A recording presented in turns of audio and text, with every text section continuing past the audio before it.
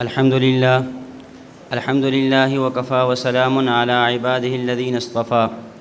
أما بعد فأعوذ بالله من الشيطان الرجيم. بسم الله الرحمن الرحيم. قل إنما أنا بشر مثلكم يوحى إلي أنما إلهكم إله واحد. عن البراء بن عازب رضي الله تعالى عنه قال قال النبي صلى الله عليه وسلم: إن العبد إذا وضع في قبره وتولى عنه أصحابه وإنه ليسمع قرع نعالهم أتاه ملكان فيقعدانه فيقولان له: ما كنت تقول في هذا الرجل؟ أو كما قال عليه الصلاة والسلام. اللهم صل على محمد وعلى آل محمد كما صليت على إبراهيم وعلى آل إبراهيم إنك حميد مجيد. اللهم بارك على محمد وعلى آل محمد كما باركت على إبراهيم وعلى آل إبراهيم إنك حميد مجيد. شریعت مطہرہ کے بنیادی اجزاء دو ہیں. نمبر 1 عقائد، نمبر 2 مسائل. یہ جو میں نے لفظ کہا ہے بنیادی، یہ گویا ایک دخل مقدر ہے، سوال مقدر کا جواب ہے. آپ کے ذہن میں یہ اشکال اٹھے گا، آپ تو کہہ رہے ہیں اجزاء 2 ہیں، بعض حضرات نے 3 لکھے ہیں، عقائد بھی، مسائل بھی، تصوف بھی. حکیم الامہ حضرت تھانوی رحمۃ اللہ علیہ نے 5 لکھے ہیں: اعتقادات، عبادات، معاملات، اخلاقیات اور معاشرت. تو یہ جو لفظ بنیادی ہے یہ گویا سوال کا جواب ہے کہ بنیادی طور پر اجزاء 2 ہی ہیں.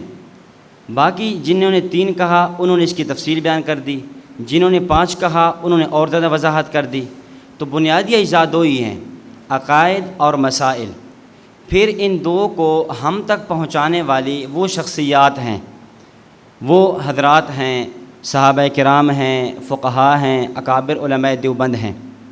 تو گویا ہم کہہ سکتے ہیں شریعت سمجھنی ہو، عمل کرنا ہو، آگے پھیلانا ہو تو ضروری ہے بندہ 3 باتوں کو سمجھ لے: عقائد کو بھی، مسائل کو بھی اور شخصیات کو بھی.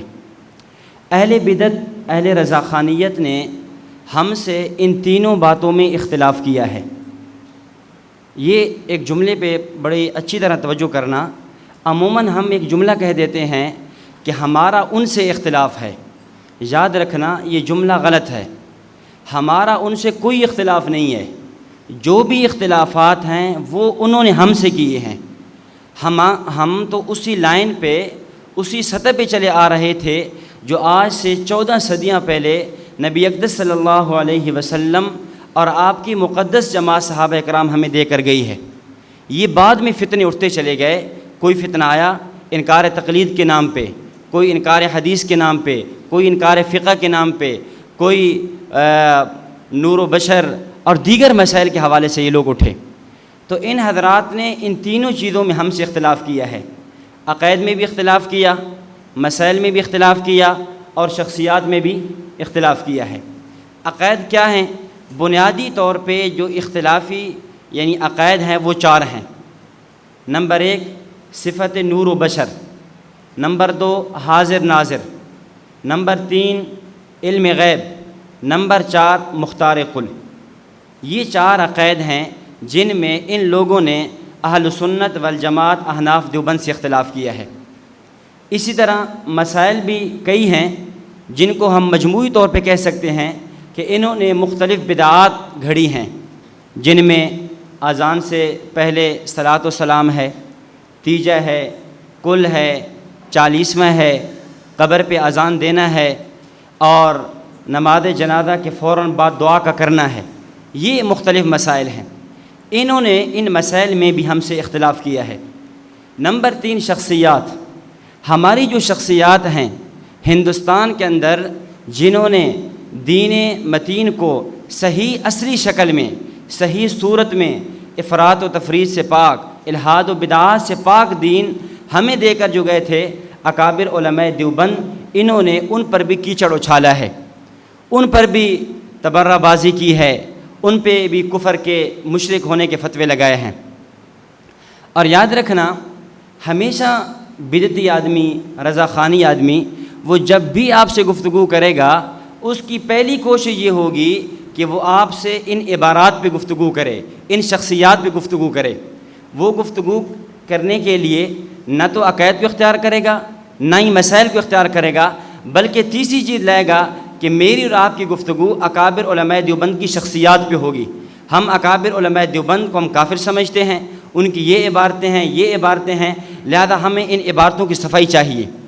تو یاد رکھنا کبھی بھی ان کے اس عنوان پہ نہیں آنا چاہیے۔ کیوں؟ اس لیے اس کی بنیادی وجہ یہ ہے کہ مولانا احمد رضا خان کا جو مزاج تھا اس کے مزاج کے اندر فتوی تکفیر تھا۔ حضرت مولانا یوسف لدھیانوی شہید رحمۃ اللہ علیہ نے تحفہ قادیانیت میں بڑی پیاری بات لکھی ہے۔ حضرت فرماتے ہیں حجاج بن یوسف کی تلوار اور مولانا احمد رضا خان کی زبان یہ توأم پیدا ہوئیں۔ توأم یعنی جڑواں پیدا ہوئی۔ کیا مطلب؟ کہ جس طرح حجاج بن یوسف کو مزاج یہ تھا کہ جب تک کسی کا خون نہ بہا لیتا، جب تک کسی کو قتل نہ کر لیتا، اس وقت تک اسے چین اور سکون نہیں آتا تھا، بعین ہی مولانا کا مزاج بھی یہی تھا، جب تک کسی بندے کو کافر نہ کہہ دیتا، اس پر فتوی کفر نہ لگا دیتا، اس کو چین و سکون نہیں آتا تھا۔ اور یہ بات ہماری نہیں ہے، یہ بات خود ان کی کتب میں موجود ہے۔ حیات اعلیٰ حضرت کے نام سے 2 جلدوں میں کتاب چھپی ہے۔ کتاب لکھنے والا مولانا ظفر الدین قادری رضوی ہے، مکتبہ نعیمیہ سے کتاب چھپی ہے۔ اس کے جلد 2 صفحہ 113 پہ اس نے یہ بات لکھی ہے، کہتا ہے کہ مولانا احمد رضا خان کا سب سے بڑا کارنامہ، یہ بعین ہی میں من و عن ان کے الفاظ نقل کر رہا ہوں، کہ مولانا احمد رضا خان کا سب سے بڑا کارنامہ امت مسلمہ کی تکفیر و تفسیق تھی۔ امت مسلمہ کی تکفیر و تفسیق تھی۔ اسی طرح کتاب چھپی ہے تجلیات انوار المعین، اس کا غالباً صفحہ 42 ہے یا 43 ہے۔ اس میں لکھا ہے کہ دنیا میں شاید کسی نے اس قدر کافروں کو مسلمان نہیں کیا ہوگا جتنا کہ ہمارے اعلیٰ حضرت نے مسلمانوں کو کافر بنایا ہے۔ یہ ان کی عبارات میں آپ کے سامنے عرض کر رہا ہوں، یہ ان کی عبارتیں ہیں۔ تو عام مولانا کا مزاج یہی تھا کہ جب تک کسی کو کافر نہ کہہ دیتے اس وقت ان کو چین نہیں آتا تھا۔ اسی وجہ سے انہوں نے کیا کیا، ہمارے 4 اکابر حجت الاسلام والمسلمین حضرت مولانا قاسم نانوتوی رحمۃ اللہ علیہ کی تحذیر الناس، حضرت مولانا رشید احمد گنگوہی رحمۃ اللہ علیہ کا فتاوی رشیدیہ، حکیم الامت مولانا شفیع تھانوی رحمۃ اللہ علیہ کی حفظ الایمان، اور حضرت علامہ خلیل احمد سہارنپوری رحمۃ اللہ علیہ کی براہین قاطعہ، ان 4 عبارتوں کو لیا، ان کو قطع برید کیا، ان کے اندر یوں عبارات کو گڑمٹ کیا، ایک صفحے کی عبارت دوسرے میں، دوسرے کے پہلے میں، یوں عبارات نقل کر کے یہ حرمین شریفین گیا، اور وہاں پر جا کر اس نے گویا یہ ظاہر کرایا کہ یہ لوگ قیدانی ہیں، یہ قاسم نانوتوی ختم نبوت کا منکر ہے، رشید احمد گنگوہی کہتا ہے اللہ جھوٹ بولتا ہے، حکیم الامت حضرت تھانوی کہتا ہے کہ نبی علیہ الصلوۃ والسلام کا علم چوپاؤں اور زید مجنون بکر الیاذ باللہ ان کے برابر ہے۔ اس طرح کی عبارات اس نے لی اور جا کر تک فتوی کفر لگوایا۔ تو اصل کیا ہے؟ اصل میں چونکہ اس نے عبارات کو گڑمڑ کیا، عبارات کو خلط ملط کیا اور یہ جا کر فتوی لگا دیا۔ اور صرف اس نے اکابر علماء دیوبند نہیں، اس وقت اس کے دور میں تقریباً جتنے بھی لوگ تھے، خصوصاً جتنی بھی جماعتیں تھیں، الشہاب الثاقب علی المسترق الکاذب میں حضرت مولانا سید حسین احمد مدنی رحمۃ اللہ علیہ نے یہ بات نقل کی ہے۔ حضرت فرماتے ہیں کہ اس دور میں جتنی بھی جماعتیں تھیں، مسلم لیگ تھی، احرار تھی وغیرہ ذالک، تمام جماعتوں پر اس نے فتوی کفر لگایا، حتیٰ کہ مولانا ظفر علی خان مرحوم جو اردو ادب کے امام ہیں، جو بہت بڑے ادیب ہیں، بہت بڑے صحافی ہیں، ان پر بھی انہوں نے فتوی کفر لگایا۔ اور پھر اسی بنیاد پہ مولانا ظفر علی خان نے کہا تھا کہ بریلی کے فتووں کا سستا ہے بھاؤ، بریلی کے فتووں کا سستا ہے بھاؤ، اب کوڑی کے ملتے ہیں 3 یہ کہہ کر خدا نے انہیں ڈھیل دی وَأُمْلِي لَهُمْ إِنَّ كَيْدِي مَتِينٌ۔ کوڑی کہتے ہیں ٹکا، ہم اپنے دور میں آنا کہہ سکتے ہیں پیسہ، یعنی اتنا بھاؤ سستا ہے کہ کوڑی کے ملتے ہیں 3۔ اور پھر انہوں نے مولانا احمد رضا خان نے مستقل مولانا ظفر علی خان مرحوم کی تکفیر پر ایک کتاب لکھی. کتاب کا نام کیا تھا؟ سیف الجبار علی کفر زمیندار. یہ زمیندار مولانا ظفر علی خان کے ایک اخبار تھا جو لکھنؤ سے چھپتا تھا، اور اس اخبار کے اندر انہوں نے ایک مضمون شائع کیا. مضمون یہ تھا کہ 20ویں صدی کے اندر بڑی بڑی ایجادات ہوئیں، سائنس بڑے کمال کو پہنچی، اوج ثریا کو پہنچی، بڑی ترقیات ہوئیں، لیکن ایک ایسی عجیب ترقی، ایسی عجیب ایجاد ہوئی کہ بندہ سنتا ہے اور حیران ہو جاتا ہے. وہ یہ ہے کہ 20ویں صدی میں ایک کفریہ مشین کی بھی ایجاد ہوئی ہے کہ جو بندہ کوئی کلام کرتا ہے بس یہ ان کو کافر کہہ دیتے ہیں، جو کلام کرتے ہیں ان کو کافر کہہ دیتے ہیں. اس بنیاد پہ، یعنی اس مضمون کی بنیاد پہ انہوں نے اس پہ فتوی کفر لگایا اور کتاب کا نام رکھا سیف الجبار علی کفر زمیندار.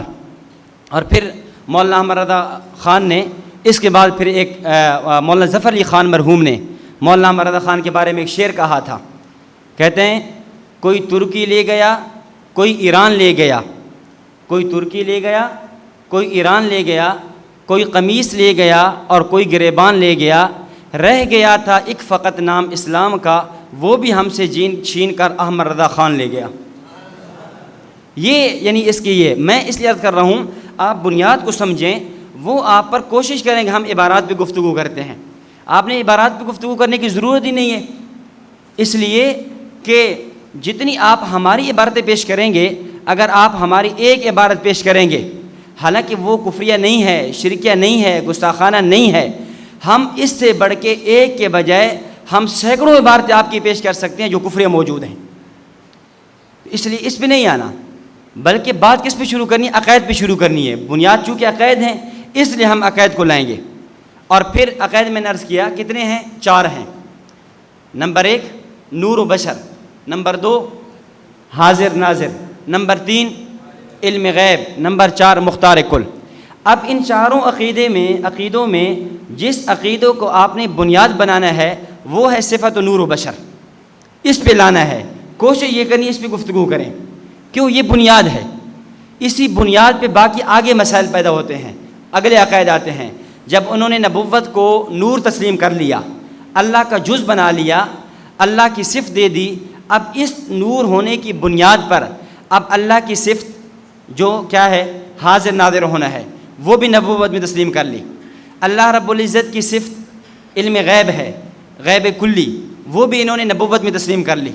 اللہ رب العزت کی صفت اختیار کلی، مختار کل ہونا ہے، وہ بھی انہوں نے نبوت میں تسلیم کر لی. اس لیے ہم بنیاد ہی کو حل کریں اور یہ پورا دور لگائیں گے، مسئلہ نور و بشر پہ آپ کے سامنے نہیں آئیں گے. اس لیے آپ اس نشست کے اندر نور بشر کے مسئلے کو بڑی توجہ سے اور بڑے دھیان سے اس کو سنیں اور اس کو سمجھنے کی کوشش کریں. دیکھیں سب سے پہلی بات تو یہ ہے اس مسئلے کی آپ تنقیح کریں، اور ضابط اور اصول یہ ہوتا ہے جب بھی مخالف آپ سے گفتگو کرے فوراً اس کے ایک جملے کو لے کر شروع نہیں ہو جانا، بلکہ اس کا جو جملہ ہے نا اس کی بال کی کھال اتارو، اس کی تہ میں جاؤ، اس کی گہرائیوں میں، اس کی تحقیق اور پیچیدگیوں میں جاؤ، یہ کہنا کیا چاہتا ہے. اس کے بعد اس کو بھی اندازہ ہوگا میں کہاں کھڑا ہوں اور یہ مجھے کہاں لے کر جانا چاہ رہا ہے. اب وہ آتا ہے کہتے کہ جی آپ یہ بتائیں نبی علیہ الصلوۃ والسلام نور تھے یا بشر تھے؟ اب ہم فوراً شروع ہو جاتے ہیں، حالانکہ فوراً شروع نہیں ہو جانا چاہیے، بلکہ اس سے یہ کہنا چاہیے بھئی اللہ کے نبی نور تھے یا بشر تھے؟ آپ کا یہ جملہ، آپ کا یہ سوال ہی غلط ہے. نور تھے یا بشر تھے، یہ سوال سرے سے سوال ہی غلط ہے. کیوں؟ اس لیے اردو زبان میں جب لفظ یا آتا ہے، عربی زبان میں جب لفظ او آتا ہے، لفظ یا کے ذریعے یا لفظ او کے ذریعے جو سوال ہوتا ہے وہ سوال ضدین کا ہوتا ہے، متناقضین کا ہوتا ہے. 2 چیزیں متضاد ہوں، ضد ہوں، تب یہ سوال ہوتا ہے. آپ کا یہ سوال کرنا آپ نور تھے یا بشر تھے، یہ تو یہ ثابت کر رہا ہے کہ نور اور بشر میں تضاد ہے، یا نور کی ضد بشر آتی ہے، نور کی ضد بشریت ہے. حالانکہ نور کی ضد بشریت نہیں ہے، نور کی ضد کیا ہے؟ ظلمت ہے، نور کی ضد تاریکی ہے. دلیل موجود ہے 3 پارہ سورہ بقرہ میں اللہ جل شان فرماتے ہیں اللہ ولی الذین آمنوا یخرجہم من الظلمات الی النور. سورہ ابراہیم کا شروع ہے، کتاب انزلناہ الیک لتخرج الناس من الظلمات الی البشر، من الظلمات الی النور۔ ایک اور مقام پہ ہے ولا الظلمات ولا النور ولا الظل ولا الحرور۔ تو معلوم یہ ہوا ان آیات سے کہ نور کی ضد بشریت نہیں ہے، نور کی ضد ظلمت ہے، نور کی ضد تاریکی ہے۔ ہاں آپ یہ سوال کریں تو یہ تو سجدہ ہے، لیکن یہ سوال صحیح نہیں ہے کہ نبی علیہ الصلوۃ والسلام نور تھے یا بشر تھے۔ یہ بالکل ایسے ہی سوال ہے جیسے آپ کسی سے پوچھیں بھائی آپ انسان ہیں یا عالم ہیں، سوال ٹھیک ہے یہ، آپ انسان ہیں یا عالم ہیں؟ وہ کہے گا کتنا بیوقوف آدمی ہے، بھئی میں انسان ہوں ذات کے اعتبار سے، جنس کے اعتبار سے، اور عالم ہوں وصف کے اعتبار سے، ان دونوں میں کون سا تناقض ہے؟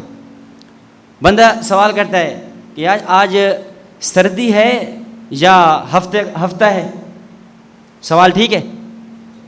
بھئی یہ سوال تو ٹھیک ہے، سردی ہے یا گرمی ہے، ہفتہ ہے یا اتوار ہے، آپ عالم ہیں یا جاہل ہیں، آپ امیر ہیں یا غریب ہیں، یہ سوال تو ٹھیک ہے، لیکن اگر یوں سوال کو پلٹ دیا جائے یہ سوال تو ٹھیک نہیں ہے۔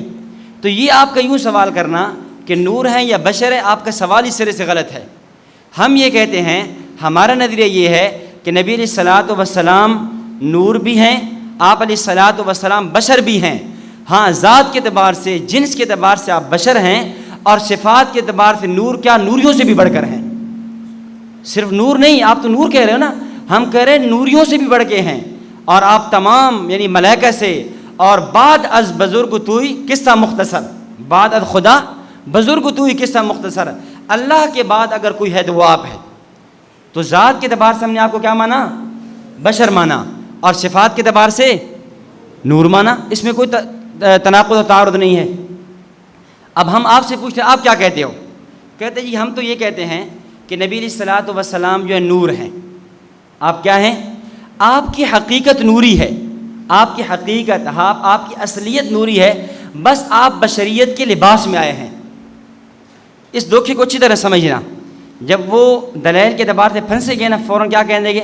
ہم بشریت کو مانتے ہیں لیکن بشریت نہیں، لباس بشریت میں مانتے ہیں۔ یہ جو لباس بشریت اس کا کیا مطلب ہے؟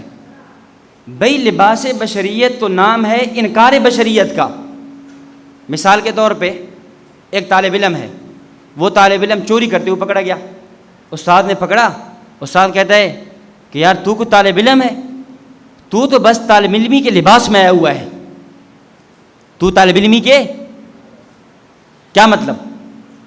یعنی طالب علم نہیں ہے بلکہ اس کا لباس پہن کر آیا ہوا ہے۔ جیسے ہم کہتے ہیں یار یہ گدھا، یہ شیر نہیں ہے بلکہ شیر کے لباس میں ہے، کیا مطلب؟ یعنی لباس، اصلیت اس کی شیر نہیں ہے، ہاں لباس پہنا ہوا ہے۔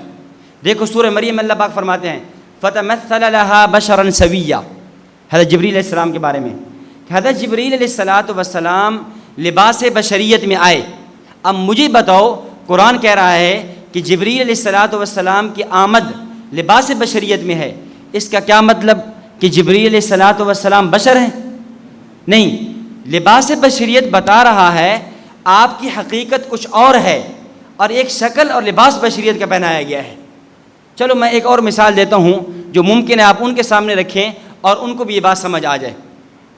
مثلا آپ کہہ دیں کہ آپ کے اعلیٰ حضرت وہ لباس اسلام میں آئے تھے، لباس اسلام میں آئے تھے۔ اب آپ نے جب یہ جملہ کہا تو مجھے یہ بتاؤ اس جملے سے وہ خوش ہوں گے یا چڑیں گے؟ ان کو یہ جملہ اچھا لگے گا برا لگے گا؟ بھئی کیوں برا لگتا ہے؟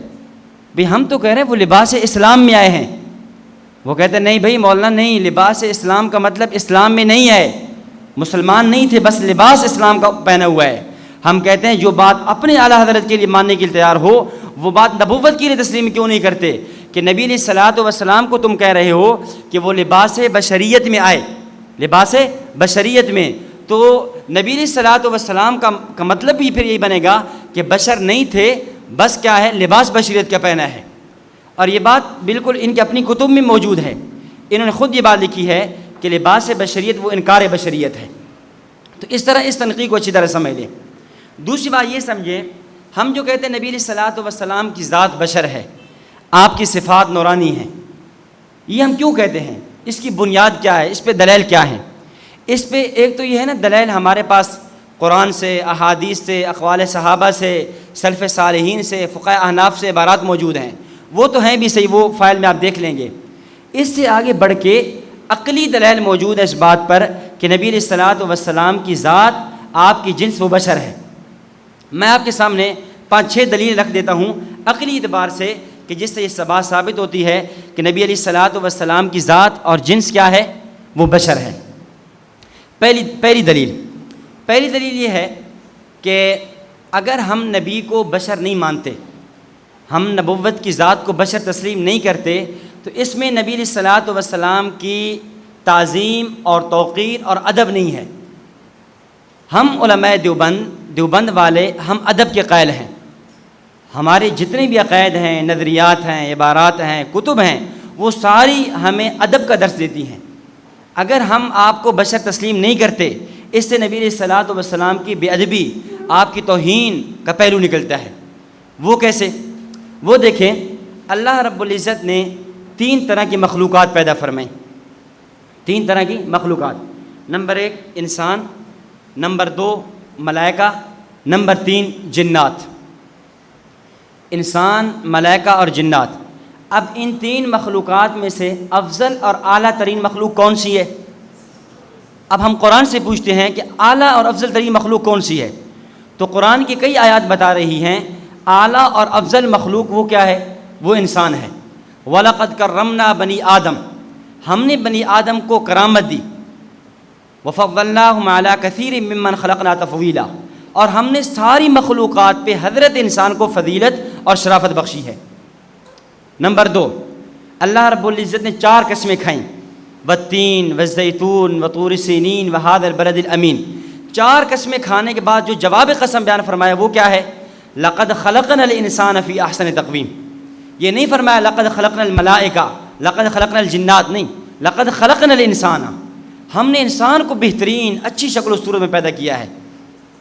تیسری دلیل، اللہ رب العزت نے انسان کو، حضرت آدم کو مسجود ملائکہ بنایا ہے، تمام فرشتوں کو ساجد بنایا، حکم دیا اسجدوا لآدم کہ تم آدم علیہ الصلوۃ والسلام کو سجدہ کرو۔ میں آپ سے پوچھتا ہوں کہ جو ساجد ہوتا ہے وہ اعلیٰ ہوتا ہے یا مسجود اعلیٰ ہوتا ہے؟ مسجود اعلیٰ ہوتا ہے۔ فرشتے ساجد ہیں، آدم انسان مسجود ہے، تو اعلیٰ کون ہوا فرشتوں سے؟ انسان اعلیٰ ہوا نا یہ۔ اور اللہ رب العزت نے جب اپنی نیابت کے لیے چنا، خلافت کا انتخاب کیا، وَإِذْ قَالَ رَبُّكَ لِلْمَلَائِكَةِ إِنِّي جَاعِلٌ فِي الْأَرْضِ خلیفہ۔ اب خلافت کے لیے، نیابت کے لیے جس شخصیت کو، جس ہستی کو، جس مخلوق کا انتخاب ہوا ہے، وہ مخلوق کون سی ہے؟ حضرت انسان ہے۔ تو یہ دلائل بتا رہے ہیں کہ انسان اعلیٰ اور افضل اور اشرف ترین مخلوق ہے۔ اب نبوت کا جو وصف تھا، نبوت کا وصف تمام اوصاف میں سے سب سے بڑا وصف ہے، تو چاہیے یہ تھا کہ نبوت کا وصف بھی اسی مخلوق کو دیا جاتا جو مخلوق کیا تھی؟ اعلیٰ اور افضل تھی۔ یہ تو نہیں ہے کہ وصف اعلیٰ اور افضل اور اشرف ہو، اور جس مخلوق کا انتخاب ہو اس وصف کے لیے وہ مخلوق کیا ہو؟ گھٹیا اور کم تر مخلوق ہو۔ جب وصف اعلیٰ ہے تو انتخاب بھی کس مخلوق کا ہونا چاہیے؟ اعلیٰ کا ہونا چاہیے۔ اس لیے ہم کہتے ہیں جناب نبی اقدس صلی اللہ علیہ وسلم بشر ہیں۔ آپ کیا ہیں؟ بشر ہیں، تاکہ یہ جو نبوت کا وصف جو تینوں مخلوقوں میں سے اعلیٰ ترین مخلوق ہے، وہ بشریت ہے، وہ انسان ہونا ہے، اس کو دیا جائے۔ ایک بات۔ دوسری بات کہ اگر اللہ رب العزت نبوت دے دیتے ملائکہ کو، نبوت دے دیتے فرشتوں کو، تو فرشتہ ایسا ہے جو ذو جہتین نہیں ہے، جہت واحد ہے۔ یعنی انسان جو ہے یہ جہتین ہے۔ انسان کیا مطلب؟ انسان اللہ سے لے بھی سکتا ہے اور امت کو دے بھی سکتا ہے، اور فرشتہ اللہ سے لے تو سکتا ہے لیکن امت کو دے نہیں سکتا۔ اب یہ فرشتہ امت کو کیسے دے گا؟ اس کے اندر کھانے کا مزاج نہیں ہے، کھانے کا مادہ نہیں ہے، پینے کا نہیں ہے، سونے کا نہیں ہے، شادی کا نہیں ہے، اولاد کا نہیں ہے، یہ امت کو تعلیمات کیسے دے گا؟ تو انسان ایک ایسی مخلوق ہے کہ اللہ رب العزت سے لے بھی سکتا ہے اور امت کو دے بھی سکتا ہے، اور فرشتہ یہ ہے اللہ سے لے تو سکتا ہے لیکن امت کو دے نہیں سکتا۔ اس لیے نبوت کے لیے عقل بھی یہ بات کہتی ہے انتخاب کس کا ہونا چاہیے؟ انسانیت کا، بشریت کا۔ نمبر 3، ایک ہوتا ہے کسی چیز کی فطرت اور ایک ہوتا ہے کمال۔ ایک ہوتا ہے فطرت اور ایک ہوتا ہے کمال۔ اگر ہم نبی علیہ الصلوۃ والسلام کو بشر نہیں مانتے، آپ کی ذات کو نور مانتے ہیں، اس میں نبوت کا جتنے بھی کمالات نبوت ہیں وہ فوت ہو جاتے ہیں۔ اگر ہم آپ کی حقیقت کیا مانتے ہیں؟ نور مانتے ہیں، تو وہ سارے کمالات کیا ہوتے ہیں؟ فوت ہوتے نظر آتے ہیں۔ مثال سے بات سمجھیں، مثال کے طور پہ یہ بلب ہے۔ اب بلب کی فطرت کیا ہے؟ چمکنا، روشنی ہے، یہ فطرت ہے۔ اب اگر کبھی یوں ہو یہ بلب روشنی کی بجائے ہوا دینا شروع کر دیں، آپ کیا کہیں گے؟ بھئی کمال ہو گیا، کمال ہو گیا کہ بلب بھی ہوا دینے لگ گیا ہے۔ اچھا، اب انسان کی فطرت اڑنا نہیں ہے، انسان کی فطرت کیا ہے؟ زمین پہ چلنا ہے۔ اب اگر کوئی انسان اڑنا شروع کر دے، آپ کیا کہیں گے؟ بھئی کمال ہو گیا، انسان اڑ رہا ہے۔ اگر یہ مکھی اڑے آپ اس کو کمال نہیں سمجھتے، انسان اڑے آپ کو کمال سمجھتے ہو۔ کیوں؟ اس لیے کہ مکھی اڑے، کبوتر اڑے، یہ چیزیں اس کی فطرت ہے، اور انسان کرے چونکہ خلاف فطرت ہے، اور جو چیز خلاف فطرت ہو وہ کمال ہوتی ہے۔ اب آئیں اصل بات کی طرف۔ نبی علیہ الصلوۃ والسلام کو اللہ رب العزت نے معراج کرایا، اور معراج کیا ہے؟ معراج نبوت کے لیے اعجاز بھی ہے، نبوت کے لیے اعزاز بھی ہے۔ اب اگر ہم نبی علیہ الصلوۃ والسلام کی ذات کو بشر نہیں نور تسلیم کرتے ہیں، تو اللہ کے نبی کا آسمانوں پہ جانا، ایک ہی رات میں جانا، 7 آسمان، جنت کی عرش کی سیر کرنا، اور پھر راتوں رات واپس آ جانا، یہ کمال نظر نہیں آتا، بلکہ یہ تو نبوت کی فطرت نظر آتی ہے۔ کیوں؟ وہ تو نور ہیں، اور نوری تو روزانہ آتے جاتے ہیں۔ حضرت جبریل روزانہ نہیں آ جا رہے، فرشتے روزانہ نہیں آتے جاتے۔ اگر ہم نبی علیہ الصلوۃ والسلام کو بشر سمجھتے ہیں تو پھر یہ کمال نظر آتا ہے کہ دیکھو بشر ہے، اڑ نہیں سکتا، آسمانوں پہ جا نہیں سکتا، پھر بھی اللہ رب العزت بلا رہے ہیں، پھر بھی آسمانوں پہ جا رہا ہے۔ اہل بدعت کے عقیدے کے مطابق یہ معراج نبوت جو ہے یہ نبی علیہ الصلوۃ والسلام کا اعجاز اور اعزاز نہیں ہے، وہ تو نبوت کی فطرت ہے، وہ تو نوری ہیں، فرشتے ہیں، آ جا رہے ہیں، ایک دن اللہ کے نبی بھی چلے گئے، کون سا اس میں کمال ہے؟ ہاں، ہمارے نظریے کے مطابق، ہمارے عقیدے کے مطابق یہ کمال ہے، یہ اعجاز ہے، یہ اعزاز ہے کہ بشر اڑ نہیں سکتا، بشر آسمانوں پہ جا نہیں سکتا، اس کے باوجود بھی نبی علیہ الصلوۃ والسلام آسمانوں پہ پہنچے۔ اس ہم کیا کہتے ہیں؟ نبی علیہ الصلوۃ والسلام کی ذات کیا ہے؟ بشر ہے۔ 3 باتیں ہوگی۔ چوتھی بات، ایک ضابطہ ہے کہ بیٹے اور باپ کی جنس ایک ہوا کرتی ہے، والد اور مولود کی جنس ایک ہوتی ہے۔ یہ نہیں ہو سکتا باپ اور جنس سے ہو، بیٹا اور جنس سے ہو۔ اگر نبی علیہ الصلوۃ والسلام کو آپ نور مانتے ہیں، آپ کی ذات کو، آپ کی حقیقت کو نور مانتے ہیں، آپ پھر بتائیں حضرت عبداللہ کیا ہیں، حضرت آمنہ کیا ہیں؟ آپ کے آگے جو اولاد ہے حضرت رقیہ، ام کلثوم، فاطمہ، زینب، قاسم، طیب، طاہر، ابراہیم، یہ پھر کیا ہیں؟ اور اسی طرح ناکح اور منکوح کی جنس ایک ہوا کرتی ہے۔ یہ تو فقہ حنفی کا مسئلہ بھی ہے نا، کہ فقہ حنفی میں ہمارے فقہ احناف نے اس بات کو لکھا ہے کہ کیا انسان کا جن کے ساتھ نکاح ہو سکتا ہے؟ تو تمام فقہ، اکثر فقہ اس بات پر ہیں کہ انسان کا جن کے ساتھ نکاح نہیں ہو سکتا۔ کیوں؟ اس لیے جنس بدل گئی، مخلوق بدل گئی۔ تو نبی علیہ الصلوۃ والسلام کیا ہیں؟ آپ تو ہیں نور، اور حضرت عائشہ، حضرت جویریہ، حضرت سودا، حضرت خدیجہ رضوان اللہ تعالی عنہن اجمعین، یہ ازواج مطہرات یہ کیا ہیں؟ ان کو تو فریق مخالف بھی ماننے کے لیے تیار ہے نا، وہ بھی یہ کہہ رہا ہے کہ یہ سارے کیا ہیں؟ بشر ہیں۔ تو یہ 5-6 باتیں آپ سامنے رکھیں۔ عقلی اعتبار سے بھی نبی علیہ الصلوۃ والسلام کو بشر ماننا، آپ کی ذات کو، آپ کی حقیقت کو بشر ماننا ضروری ہے۔ یہاں تک بات سمجھ آ گئی؟ اب میں آگے چلتا ہوں۔ یہ جو انکار بشریت ہے، بشریت کا انکار، اس کی تاریخی پس منظر کیا ہے، یہ کیوں ہوا، کب ہوا، کس نے کیا، اس کی بنیادیں کیا ہیں، اس کو اچھی طرح سمجھیں۔ دیکھیں، ہندوستان کی سرزمین پہ سن 1600 کے بعد انگریز آیا، تجارت کی غرض سے آیا۔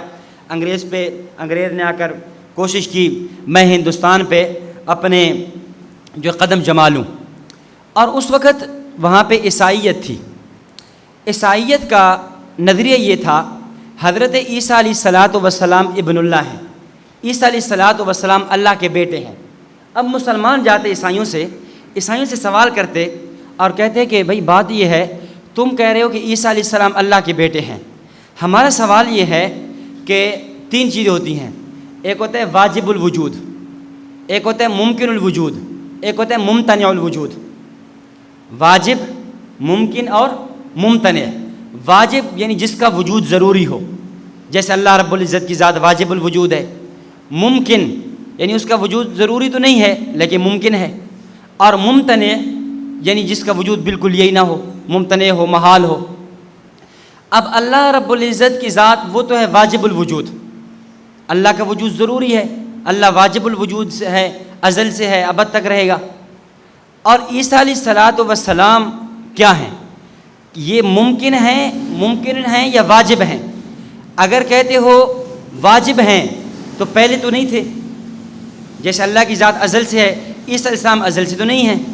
اگر کہتے ہو کہ نہیں یہ ممکن نہیں ہے، واجب نہیں ہے بلکہ ممکن ہے، تو پھر سوال یہ ہے کہ ممکن الوجود واجب الوجود کا جز اور بیٹا کیسے بن سکتا ہے؟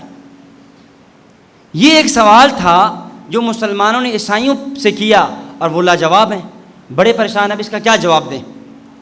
اب انہوں نے انگریز سے کہا بھئی آپ اس کی کوئی صورت تیار کریں، کوئی ایسی ترتیب بنائیں، چونکہ بڑے سازشی لوگ ہیں، ایسی ترتیب بنائیں کوئی مسلمانوں کے اندر ایسا نظریہ وجود دے دیں، مسلمانوں میں ایسا عقیدہ پیدا ہو جائے، ایسا نظریہ ہو کہ جس کی بنیاد پر ہم اپنے اس نظریے کی دیواروں کو کھڑا کر سکیں۔ اب وہ کیا ہے؟ انہوں نے ان کو تیار کیا۔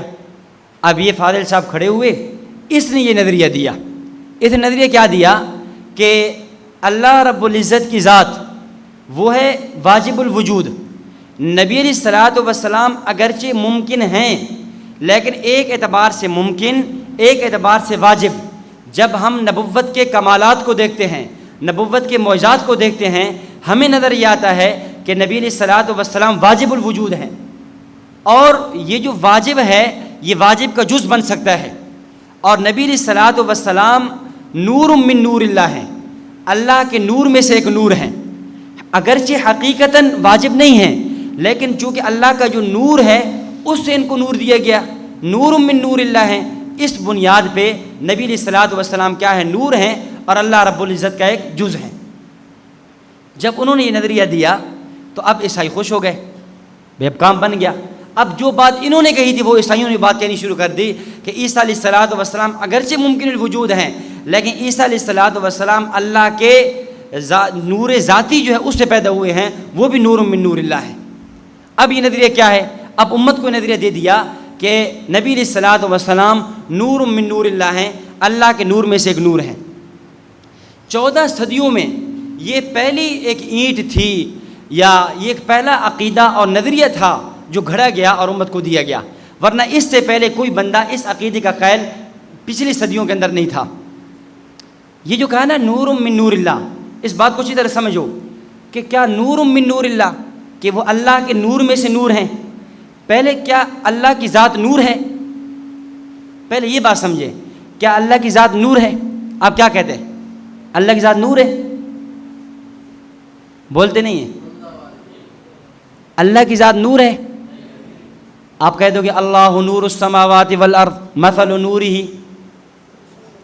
اس بات کو سمجھو، یہ جو آپ نے بنیاد اختیار کیا نا کہ وہ اللہ کے نور میں سے نور ہیں، اللہ کی ذات نور ہے ہی نہیں۔ اسی وجہ سے مفسرین نے اللہ نور السماوات، نور کا معنی منور کیا ہے، نور کا معنی ہادی کیا ہے۔ اللہ آسمان و زمین کو ہدایت دینے والے، آسمان و زمین کو چمکانے والے، یہ معنی کیا ہے۔ نور السماوات کا معنی نور نہیں کیا۔ اور شارفی الدین محدث دہلوی اور شاہ عبد القادر محدث دہلوی نے تو بہت ہی پیارا ترجمہ کیا ہے، بہت پیارا ترجمہ ہے موذی القرآن کا۔ حضرت فرماتے ہیں اللہ نور السماوات والارض، اللہ زمین و آسمان کی رونق ہے، اللہ زمین و آسمان کی رونق ہے۔ بھئی نبی اللہ نور نہیں ہے، کیوں؟ اللہ کی تعریف کیا ہے؟ علامہ ابن جوزی نے دفع و شبہ تشبیہ کے اندر تعریف نقل کی ہے، اللہ لیس بجسم ولا جوہر ولا عرض ولا طویل ولا یحویہ جہات ولا جہت من جہات الستہ۔ اللہ رب العزت نہ جسم ہے، نہ جوہر ہے، نہ عرض ہے، نہ جہات ستہ میں سے کسی جہت کو شامل ہے۔ اللہ رب العزت، اگر ہم اللہ کو نور مانیں تو نور کا تو جسم ہوتا ہے، پھر اللہ کا جسم ہونا لازم آئے گا، اور اللہ جسمیت سے پاک ہے۔ اگر اللہ کی ذات کو ہم نور مانیں تو نور تو حادث ہے، اللہ کا حادث ہونا لازم آئے گا، حالانکہ اللہ کی ذات تو قدیم ہے۔ اگر اللہ کی ذات کو ہم نور مانیں، نور کی تو ضد ظلمت موجود ہے، اللہ ضد سے پاک ہے، اس لیے اللہ کی ذات نور ہے ہی نہیں۔ یہ جو نور السماوات کہا گیا ہے، یہ نور منور کے معنی میں ہے، اللہ کی صفات نورانی ہیں، ذات کی بات ہی نہیں ہے، ذات کما یلیق بشانی۔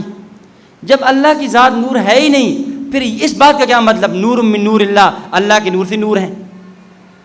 تو اس بات کو اچھی طرح سمجھ لو، یہ نور من نور اللہ، یہ دھوکہ، یہ کیا ہے؟ یہ بالکل غلط ہے۔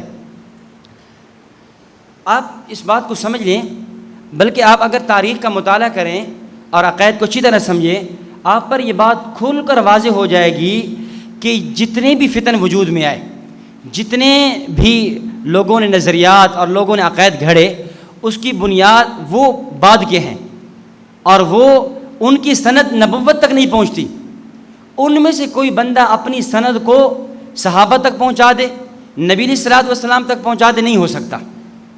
بعد کے لوگ ہیں، وہ مشہور لطیفہ ہے نا ملا جی دو پیادہ کا، یہ ملا جی دو پیادہ جو جلال الدین اکبر بادشاہ تھا ہندوستان کا، بہت بڑا بادشاہ، اورنگزیب عالمگیر کا جو پردادا ہے، اس کا یہ خادم تھا، اور اس کے وہاں پر اس کے بڑے عجیب و غریب لطائف تھے۔ اگرچہ باتیں ان کے ہوتے لطائف تھے، لیکن ان باتوں میں بڑی حقیقت ہوا کرتی تھی۔ تو ملا جی دو پیادہ ایک دفعہ وہاں پر مناظرہ ہو گیا، راضی کے ساتھ مناظرہ طے ہوا، تو یہ مناظرے کے لیے چلا گیا۔ جب وہاں اسٹیج پہ پہنچا تو ملا جی دو پیادہ نے ایسا کیا، اپنے جو جوتے تھے نا وہ اٹھا لیے، جوتے اٹھا کر وہ جا کر اسٹیج پہ رکھ دیے۔ اب وہ جو راضی مناظر تھا وہ کہنے لگا، دیکھو مسلمانوں تمہارا عجیب مناظر ہے، اس کو اتنا ادب بھی نہیں ہے، اتنی تمیز بھی نہیں ہے، اپنے جوتے اٹھا کر اسٹیج پہ لے آیا ہے۔ تو ملا جی دو پیادہ کہنے لگا، اصل بات یہ ہے کہ میں یہ جوتے اس لیے اٹھا کر لایا ہوں کہ نبی علیہ الصلوۃ والسلام کے دور میں جب صحابہ کرام جاتے تھے تو صحابہ کرام اپنے جوتے وہاں اسٹیج پہ رکھتے تھے، وہاں پر مسجد میں ساتھ لے جاتے تھے، کیونکہ پیچھے رافضی اور شیعہ آتے اور صحابہ کے جوتے اٹھا کر چوری کر کے لے جاتے، تو میں نے اس لیے یہ کام کیا ہے۔ تو وہ رافضی مناظر کھڑا ہوا، کہتے ہیں جھوٹ بولتا ہے تم، اس دور میں تو رافضی تھے ہی نہیں، اس دور میں تو رافضی تھے ہی نہیں۔ انہوں نے کہا جب تھے ہی نہیں، بعد مسئلہ ہی ختم ہو گیا، جب تمہارا وجود اس وقت تھا ہی نہیں، تمہارا وجود بہت بعد کا ہے، تم بہت بعد میں آئے ہو، پھر تم کیسے ٹھیک ہو سکتے ہو؟ تو یہ جتنے بھی فتنے ہیں یہ بعد میں ہیں، یہ بعد میں کھڑے ہوئے، اور بعد میں انہوں نے عقائد نظریات گھڑے۔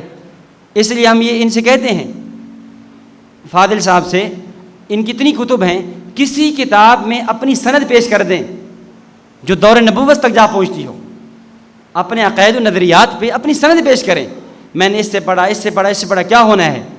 پڑھ 2-3 سندوں کے بعد آگے رافضی آ جائیں گے، عیسائی آ جائیں گے، یہودی آ جائیں گے، بات ختم ہو جائے گی۔ اور ہم الحمدللہ اکابر علماء دیوبند بڑی فخر سے اپنی سند کو پیش کرتے ہیں، اور ہم کہتے ہیں الحمدللہ ہمارے وہی نظریات ہیں جو 1400 سال پہلے نبی علیہ الصلوۃ والسلام اور صحابہ کرام ہمیں دے کر گئے ہیں، اور آج تک ہماری سند من عن موجود ہے۔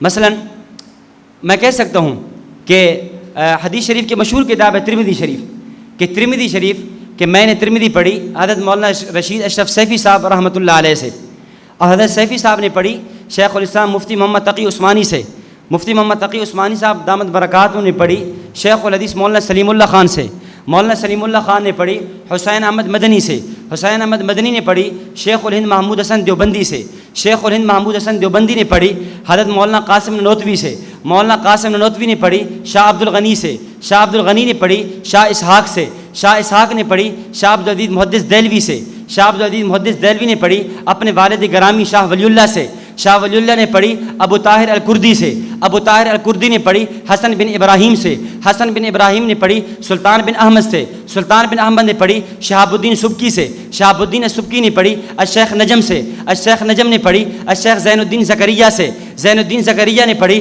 شیخ فخر الدین بن بخاری سے، فخر الدین بن بخاری نے پڑھی الشیخ عمر سے، الشیخ عمر المراغی نے پڑھی الشیخ عمر التبرت البغدادی سے، شیخ عمر التبرت البغدادی نے پڑھی الشیخ قاضی ابو زاہد سے، قاضی ابو زاہد نے پڑھی قاضی سلیمان سے، قاضی سلیمان نے پڑھی عبد الجبار الجراحی سے، عبد الجبار الجراحی نے پڑھی امام ابو عیسیٰ الترمذی سے، امام ابو عیسیٰ الترمذی نے پڑھی علی بن حجر سے، علی بن حجر نے پڑھی علی بن مسہر سے، علی بن مسہر نے پڑھی امام اعظم ابو حنیفہ نعمان بن ثابت سے، امام اعظم ابو حنیفہ نعمان بن ثابت نے پڑھا 7 صحابہ کرام انس بن مالک، واصلہ بن اسکا، جابر بن عبداللہ، عائشہ بنت اجرد رضوان اللہ تعالی علیہم اجمعین سے، اور ان تمام نے پڑھا امام الانبیاء محمد رسول اللہ سے صلی اللہ علیہ وسلم۔ ہم تو الحمدللہ اپنی سند رکھتے ہیں، اور جتنے بھی فتن پیدا ہوئے ہم ان سے مطالبہ اپنی سند پیش کر دیں اپنے اس نظریے پہ۔ انکار حیات کے نام پہ فتنہ وجود میں آیا، ہم کہتے ہیں ہمارا اور کوئی مطالبہ نہیں ہے۔ 1957 سے پہلے ایک مفسر، ایک محدث، ایک فقیہ، ایک متکلم پیش کر دو جس کا وہی نظریہ ہو جو تمہارا نظریہ ہے۔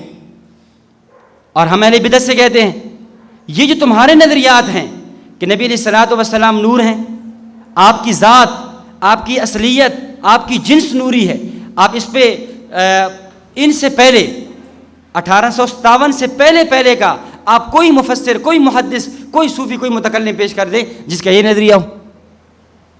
تو میں یہ بات عرض کر رہا تھا کہ یہ جتنے بھی حضرات ہیں ان کے پاس کوئی اپنی سند نہیں ہے، ان کے پاس کوئی اپنی نسبت نہیں ہے، اور بحمداللہ ہم اپنی سند پہ کھڑے ہیں، اپنے قدموں پہ کھڑے ہیں، اور ہمارے وہی نظریات ہیں، وہی عقائد ہیں جو 14 صدیوں سے مسلسل چلے آ رہے ہیں۔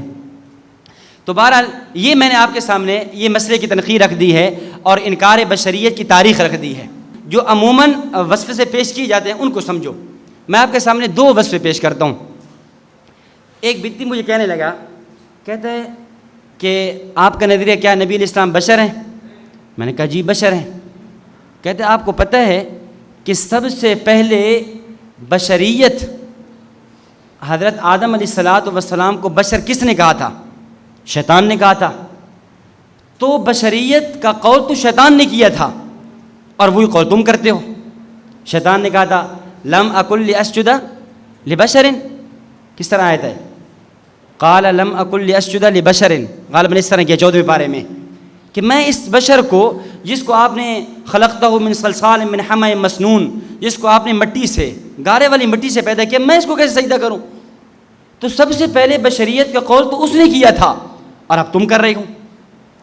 میں نے کہا میری بات سمجھو، مجھے یہ بتاؤ شیطان نے جو نبی علیہ الصلوۃ والسلام کو بشر کہا، نبی علیہ الصلوۃ والسلام کی حضرت آدم کی بشریت کو حقیر سمجھتے ہوئے یا بشریت کو معظم تعظیم اور توقیر کرتے ہوئے کہا تھا؟ شیطان نے جو آدم علیہ الصلوۃ والسلام کو بشر کہا ہے کس بنیاد پہ؟ حقارت کے پیش نظر یا تعظیم کے پیش نظر؟ حقارت کے پیش نظر۔ اور میں نے کہا مجھے تم یہ بتاؤ تم نبی علیہ الصلوۃ والسلام کو بشر کیوں نہیں کہتے؟ اس لیے کہ تم بشریت کو کیا سمجھتے ہو؟ حقیر سمجھتے ہو۔ اب مجھے بتاؤ شیطان کے راستے پہ تم چلے یا ہم چلے؟ بھئی شیطان کی بشریت کو حقیر سمجھا کس نے؟ نبی آدم کی بشریت کو حقیر سمجھا کس نے؟ شیطان نے۔ اور ہم تو بشریت کو اعلیٰ سمجھ رہے ہیں، ہم بشریت کو کمال سمجھ رہے ہیں، ہم بشریت کو مان اس رہے ہیں، اس میں نبوت کے کمالات نظر آتے ہیں۔ اگر انکار بشریت کریں نبوت کے کمالات فوت ہوتے ہیں، تو شیطان کی راہ پہ تو تم چلے اور تانا ہمیں ہے۔ ایک یہ عمومی وصفہ شبہ ہے۔ اچھا دوسرا وصفہ کیا ہے؟ اچھا ہم نبی کو بشر مانیں؟ استغفر اللہ، نبی بھی بشر، ہم بھی بشر، نبی بھی مٹی سے پیدا ہوا، ہم بھی مٹی سے پیدا ہوا، میں چور، میں ڈاکو، میں بے نمازی، میں گناہ گار، میں جھوٹا، میں فاسق، میں فاجر، میں اس طرح کا، میں بھی بشر، اور نبی محترم، نبی مکرم، اعلیٰ و اشرف وہ بھی بشر. یار خدا کا خوف کرو دیوبندیو، تم نے کیا کیا ہوا ہے؟ اشکال سمجھ گئے ہو؟ یہ اعتراض میں انہی کی زبان میں نقل کر رہا ہوں، آپ ان کے بیانات سنیں گے نا، یہ ہے یار یہ کیسے ہو سکتا ہے؟ جواب سمجھو. ہم نے کہا کہ دیکھو نبی علیہ الصلاۃ والسلام بھی بشر ہیں، اور انسان بھی، ہم بھی، امت بھی بشر ہے. چلو اس سے پہلے ایک اور بات سمجھیں کہ تم تو یہ کہتے ہو کہ انسان، امتی بھی بشر اور نبی علیہ الصلاۃ والسلام بھی بشر، تو امتی اور نبی برابر ہو گئے. میں تو یہ کہتا ہوں میں بشر ہوں، میں اپنے اکابر علماء دیوبند وہ بھی بشر ہیں، میں ان کی جوتیوں کی خاک کے برابر نہیں ہو سکتا، چاہ جائے کہ میں نبوت کے برابر ہو جاؤں. ہمارا نظریہ تو یہ ہے ساری دنیا کے سارے ولی، سارے قطب، سارے ابدال، سارے صحابہ کرام جمع ہو جائیں اور ان جیسے کروڑوں اور پیدا ہو جائیں، یہ جمع ہو کر نبوت کے قدموں کی دھول کے برابر نہیں ہو سکتے، چاہ جائے کہ تو ہر آدمی کو نبوت کے برابر کھڑے کیے ہوا ہے. بھئی نبی علیہ الصلاۃ والسلام بھی بشر اور امتی بھی بشر، لیکن بشریت میں فرق ہے. نبی کی امتی کی تخلیق بھی مٹی سے، نبوت کی تخلیق بھی مٹی سے. امتی کی تخلیق جس مٹی سے ہوئی ہے اسے زمین کی مٹی کہتے ہیں، اور نبوت کی تخلیق جس مٹی سے ہوئی اسے جنت الفردوس کی مٹی کہتے ہیں. یہ مٹی ہے، وہ جنت کی، نبوت کی تخلیق جنت کی مٹی سے اور امت کی تخلیق زمینی مٹی سے. یہی وجہ ہے کہ نبوت کے اوصاف کو دیکھیں، وہاں جنت کے اوصاف چھلکتے ہوئے نظر آتے ہیں. امتی کی تخلیق زمینی مٹی سے، امتی کو پسینہ آئے بدبو ہے، اور یہی پسینہ جب نبوت کو آتا ہے اس میں خوشبو ہے. کیوں؟ امت کی تخلیق اس مٹی سے ہوئی جو مٹی زمین کی ہے، اور نبی کی تخلیق اس مٹی سے ہوئی جو جنت کی ہے. اچھا، امتی تھوکے اس سے وبائیں پھیلتی ہیں، نبی تھوکے اس سے شفائیں پھیلتی ہیں. کیوں؟ اس لیے کہ امتی کی تخلیق زمینی مٹی سے، نبوت کی تخلیق کیا ہے؟ جنت کی مٹی سے ہے. اس لیے ہم نے کہا بشریت میں برابری نہیں ہے، بشریت میں مساوات نہیں ہے. دیکھو پتھر، سارے پتھر ہیں، یہ جو لگا ہوا یہ بھی پتھر ہے، عام باہر روڈ پہ لگا ہوا یہ بھی پتھر ہے، لیکن وہ جو حجر اسود وہ بھی پتھر ہے. لیکن دنیا کا کوئی عقل مند آدمی ان دونوں پتھروں کو برابر ایک ہی صف میں کھڑا نہیں کرتا. مہینے سارے ہیں، یہ بھی مہینہ وہ بھی مہینہ، ایک رمضان کا مہینہ ہے، لیکن کوئی آدمی سارے مہینوں کو ایک صف میں کھڑا نہیں کرتا. راتیں ساری ہیں، لیکن کوئی آدمی شب قدر کو باقی راتوں کے برابر نہیں کھڑا کرتا. اور کتابیں ساری ہیں، لیکن کوئی آدمی قرآن کو باقی کتابوں کے برابر نہیں کر سکتا. تو سارے بشر ہیں، لیکن پھر کیا ہوا کہ تم نے نبی علیہ الصلاۃ والسلام کی بشریت کو انسانیت کی بشریت کے برابر کر دیا، عام بشریت کی. اس لیے بشر میں فرق ہے. یہ دھوکہ دے کر امت کے سامنے یہ بات رکھ کر کہ جی ہم بشر مانتے ہیں، وہ بھی بشر، ہم بھی بشر، تو پھر اس میں نبوت کی توہین کا پہلو ہے. ہم نے کہا ہمارا عقیدہ ہے، ہمارا نظریہ ہے نا، ہم سے پوچھو کہ نبی علیہ الصلاۃ والسلام بشر کس طرح کے ہیں. ہم نے، آپ نے برابر نہیں. ہم نے بشر سے مراد جو ہے، یہ بشر جو ہے تخلیق کس سے ہوئی ہے؟ جنت کی مٹی سے ہوئی ہے. ایک یہ ہوگا. اب اس پہ نا چند دلائل جو آپ کے فائل میں موجود ہیں اس کو سامنے رکھیں. یہ اچھا ایک بات اور بھی سمجھ لیں کہ آپ ان کی کتابیں دیکھیں تو